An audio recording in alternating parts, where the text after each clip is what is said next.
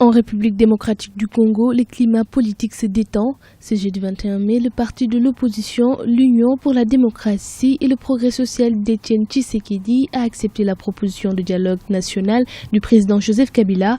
L'annonce a été faite par le porte-parole de l'UDPS, Bruno Chibala, qui a estimé que le dialogue était la meilleure solution pour mettre fin à la crise que le pays traverse.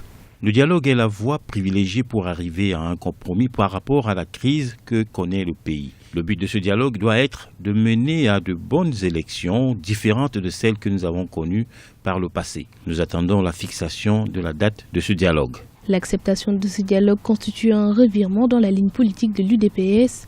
En effet, la formation politique avait jusque-là contesté toute légitimité au pouvoir de Joseph Kabila depuis son élection en 2011, entachée d'irrégularités, une initiative saluée du côté de la majorité présidentielle. La démarche de l'UDPS d'adhérer à l'initiative du chef de l'État pour le dialogue national, moi je pense que c'est un esprit démocratique et qui prouve encore que le Congo est en train d'avancer. On va se mettre autour d'une table, tous les fils du pays, pour trouver des voies et moyens. Puisqu'on peut dire qu'on n'est pas des ennemis.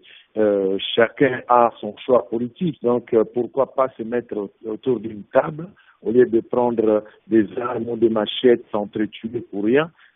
En se mettant autour d'une table, on trouve des voies et moyens pour que notre pays aille à l'avant.